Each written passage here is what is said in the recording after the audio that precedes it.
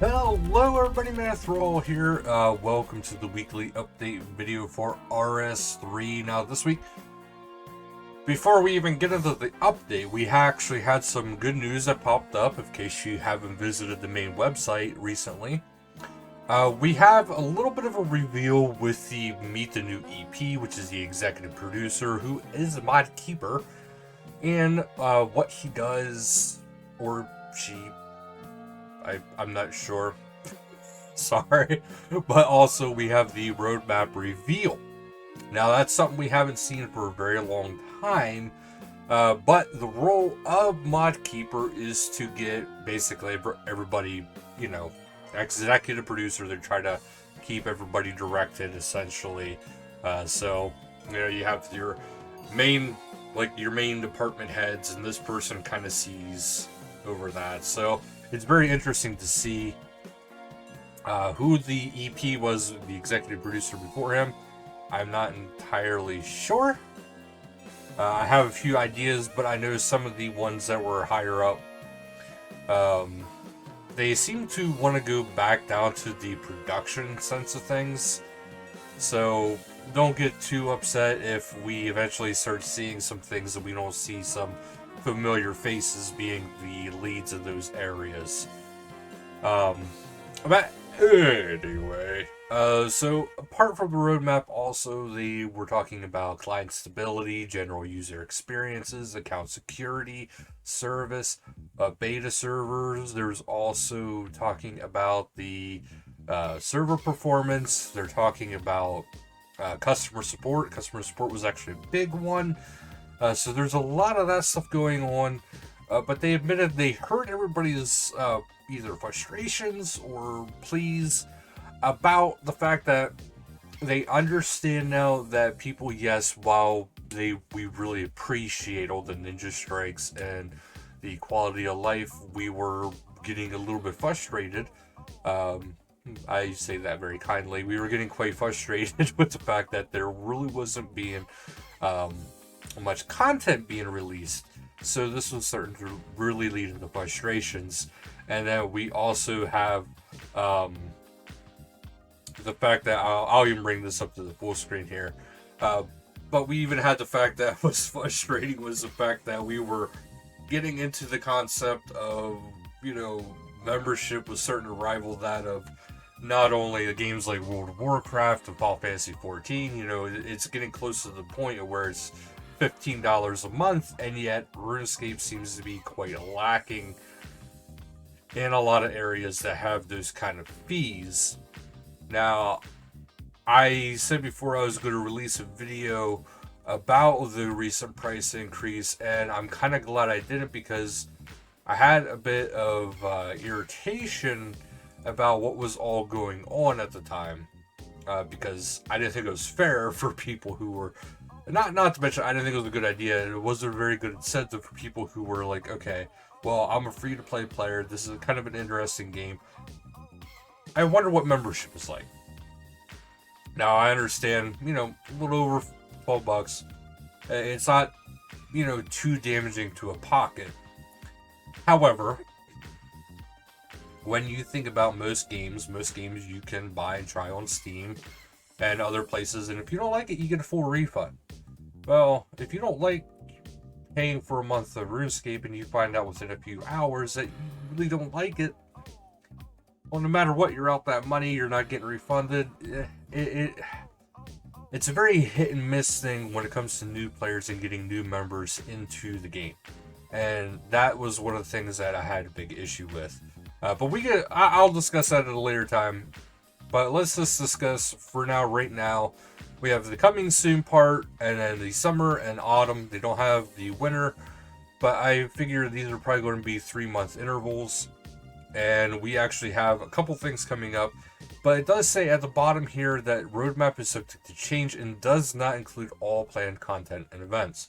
So even with these being approximately 3 months each for each category, there's actually a decent amount of content being released during these time frames. And some I am very curious about. Now, today's update is all about the new Fletching and Firemaking training stations, then the tier 95 arrows, which they are absolutely actually really good. But soon we also have the Journey to Leia Yak Track, Iron Man Team Dungeoneering, which is something that's been overdue. And then in the summer of 2022, you got the Zamorak boss quest. You had the Zamorak, the 5th boss for the Elder God Wars Zamorak, which is an elite dungeon and boss battle. And then you have tier 95 rewards and a new storyline quest. And then for autumn of 2022, we have the Wilderness Reborn PVM Focus opt-in PvP. I'm very curious to see what that's like. I'm hoping they're taking a bit of New World, because I think New World kind of has this pegged, where you can turn PvP on and then you get substantially better rewards for it. Whether it's XP, better drops, all that kind of stuff. I think that is the best way to do it. This way, people who don't want a PvP, you don't got to worry about it. People who want a PvP, you can worry about it. And if you are somebody who's just trying to get as much loot as possible from like lava strike worms, that's the perfect mode for you. But then there's going to be the death cost rework, something I'm very curious about. And then we have the Zamorak Yak Track. So these are actually all pretty good. Keep in mind there is potentially more coming with that.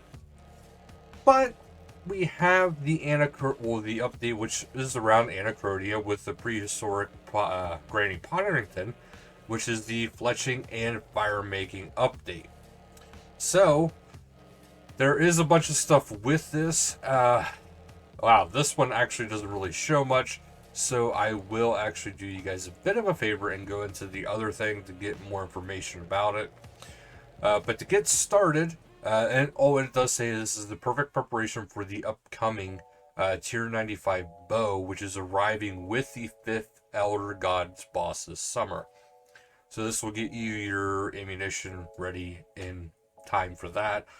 This is also the best in slot Tier 95 arrows, so you can imbue them with 1 of 4 ways. But to even start with this, you need to have at least 82 fletching or firemaking of 95 is required to engage with all content.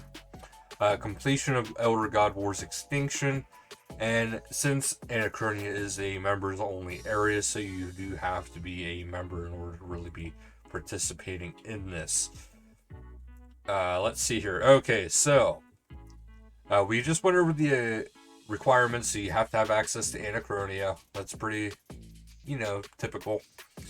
But first off, we have these Zygomatic hairstyling, which is 82 firemaking or fletching.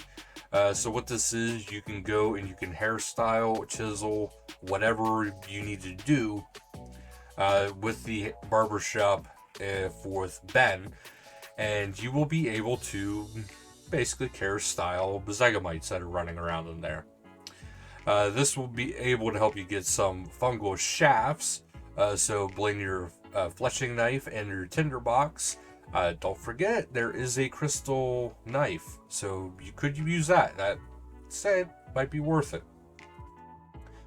But that'll get you the fungal shafts. So these shafts are the arrows that you'd be making. We have the segregation, 87 firemaking. So with Ben doing off what he's doing, this left this part of the job that is going on there empty-handed. So what you have to do is you have to separate the good eggs from bad eggs, and we will go to the diagram down here. Good egg, I would have to say, think of your traditional Easter egg. It's very colorful, very bright. A bad egg, it kind of looks like it's like a rock with green slime on it. So that's the kind of stuff you'd have to be thinking about. But this will earn you sharp shell shards, which you use in fletching. Then you have the experimentation, which takes 95 firemaking. So this is something that you need to be able to feed the different types of dinosaurs. And you have to fetch a backpack full of freshly hatched, vibrant colored baby dinosaurs. So I don't know why this takes firemaking and not farming, but we will see. But they can yield some very high fertilizer. Just feed them the appropriate things, and you will be able to get it. So there is a Berrysaurus, berries, Brontosaurus, so it's like kind of like grain, so you want to feed them grains. Beanosaurus, beans, bean type stuff, and Rudalsaurus, root type things. So it even does give an example here of full of beans, cereal, berries, cereal, grains, and roots, and that's what you want to go for. And then you can actually get what is called Dinosaur Propellant, which is a super effective fuel for the Fletching rocket-powered Dino arrows. But you can also use that for regular compost, just like the fungal shafts. You can use that for other stuff, and you can use these shards for other stuff as well. So you don't have to necessarily use it just for the arrows themselves.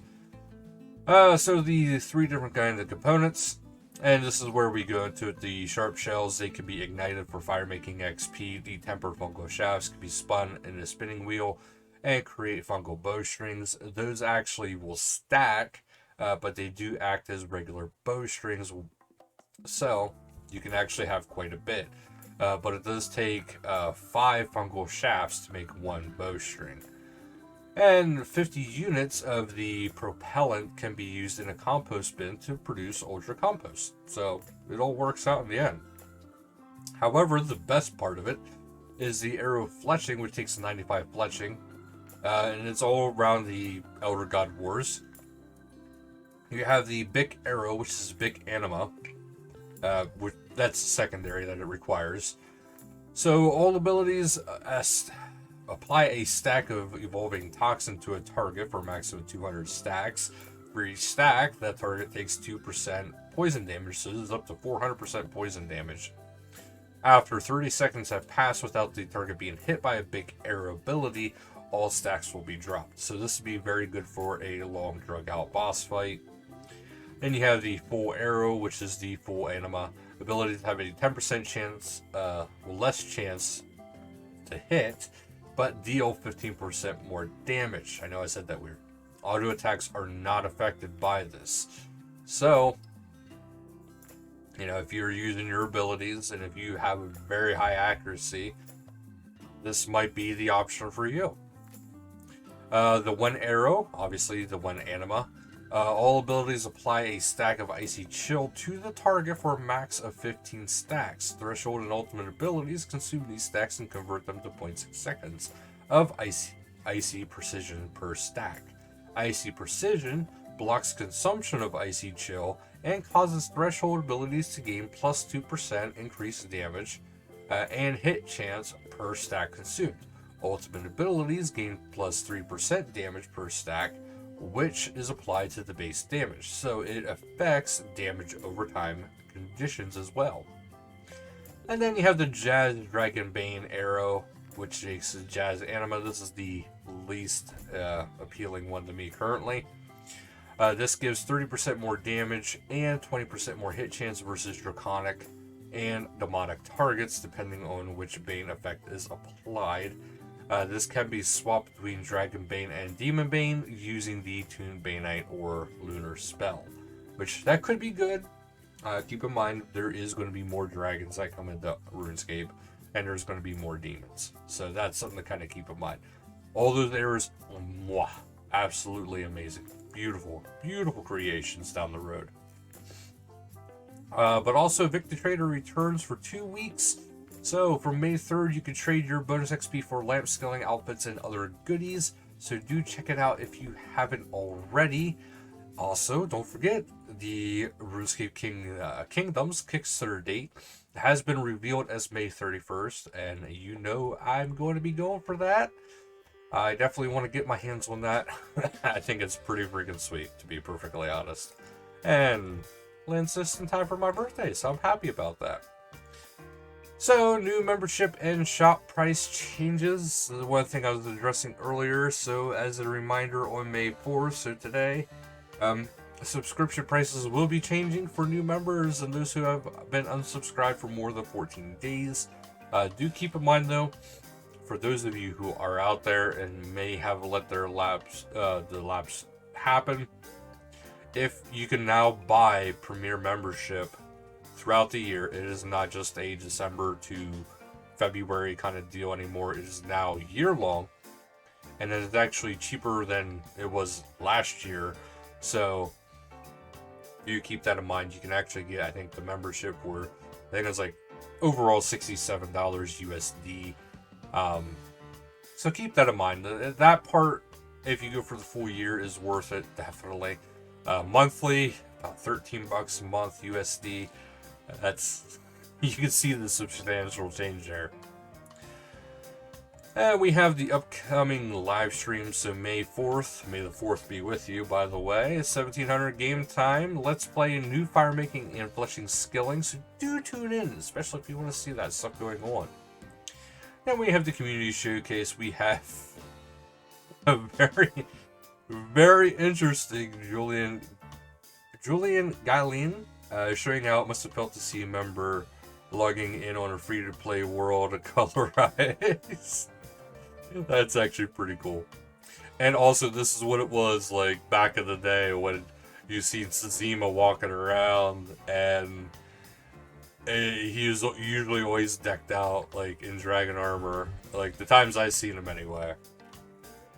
But we also have a plush here made by AZN Aviatrix, which is a little Raksha pet. It's actually really cute. And then we have a bit of a comic here, and this looks really good, and that's by Yarbear. So once again, that is absolutely amazing. They knocked that out of the park. And who can forget Presleek showing off one of their little comics? I absolutely love watching that while seeing their little comic strips. Love it. And this looks pretty cool. This is by 1299 Artscape, and a little bit of a Zamrock showcase with this imposing beauty. It kind of has like a feel of JoJo mixed with RS, and it's really cool looking, actually. Then we have another one for Zamrock here with Legend Arts, and it's showing Zamrock Deep in Thought. And then we have definitely an interesting one, which is Jacket's Black Witch created Venus in the Landscape, kind of Zamrock being a little playful, I want to say. Then we have the Pink Skirts event, which is Lunar Raids hosted by Silence Boss School. Saturday, May 7th at 1900 game time, World 36. Location is Mazcab, FC is Boss School. Town Square Q&A hosted by Princess Ray. Date and time is Saturday, May 7th at 2300 game time, World 3. Locations, Varrock West Bank, and the FC is Nexe Odamus. And then we go up into the patch notes for the week, which they are getting better and better with these. We have a graphics option has been added to show the default player model in crowded areas. This will improve performance in highly populated areas. The ultra settings always show all player models as normal.